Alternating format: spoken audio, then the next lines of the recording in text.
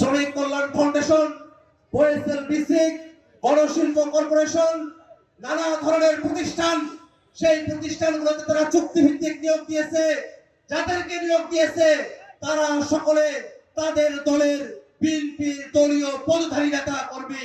বাংলাদেশের যত রাষ্ট্রীয় প্রতিষ্ঠান এবং সংস্থা আছে, এই সংস্থাগুলোকে যদি নিরপেক্ষ ব্যক্তিদেরকে নিয়োগ না দিয়ে সেখানে যদি দলীয় ব্যক্তিদেরকে নিয়োগ দেওয়া হয়, তাহলে বাংলাদেশে আর কোনোভাবে সুষ্ঠু নিয়ম নীতি গণতন্ত্র অবশিষ্ট থাকে না। দুর্নীতি দমন কমিশন, পিএসসি থেকে শুরু করে নিয়ে যতগুলো সংবিধিবদ্ধ এবং সাংবিধানিক প্রতিষ্ঠান আছে, এই প্রতিষ্ঠানগুলোতে নিয়োগের জন্য যে নতুন বডির কথা বলা হয়েছে, বিএনপি সরকার তার পক্ষে থাকা গণভোটের গণনয় সেটা বাস্তবায়ন করতে চায় না।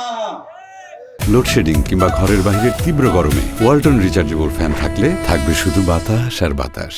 আমরা বাংলাদেশের এই অধঃপতন দেখতে চাই না।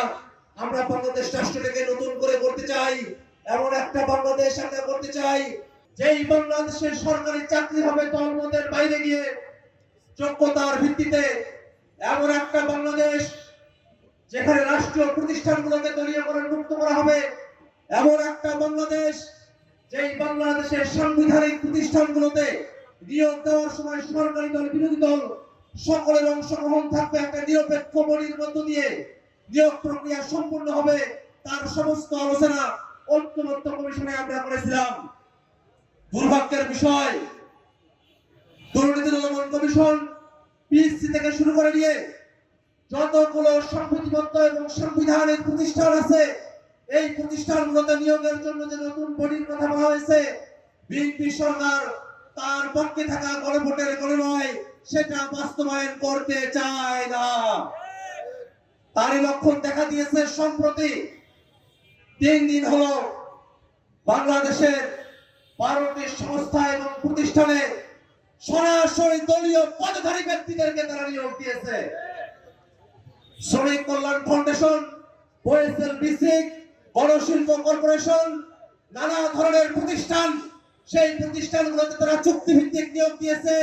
যাদেরকে নিয়োগ দিয়েছে তারা সকলে তাদের দলের বিএনপির দলীয় পদধারী নেতা কর্মী। আমরা বলতে চাই, বাংলাদেশের যত রাষ্ট্রীয় প্রতিষ্ঠান এবং সংস্থা আছে, এই সংস্থাগুলোকে যদি নিরপেক্ষ ব্যক্তিদেরকে নিয়োগ না দিয়ে সেখানে যদি দলীয় ব্যক্তিদেরকে নিয়োগ দেওয়া হয়, তাহলে বাংলাদেশে আর কোনোভাবে সুষ্ঠু নিয়ম নীতি গণতন্ত্র অবশিষ্ট থাকে না। কুমতলবে কোন এক কূটকৌশলের আশ্রয় হিসেবে তারা নির্বাচন কমিশনে সামনে যাতে নির্বাচন কমিশনকে তারা কন্ট্রোল করতে পারে, এই কারণে দলীয় ব্যক্তিকে নির্বাচনকে কন্ট্রোল করার সাথেই নির্বাচন কমিশনে তারা বসিয়েছে। আমরা বাংলাদেশের এই অধঃপতন দেখতে চাই না। আমরা বাংলাদেশ রাষ্ট্রটাকে নতুন করে করতে চাই।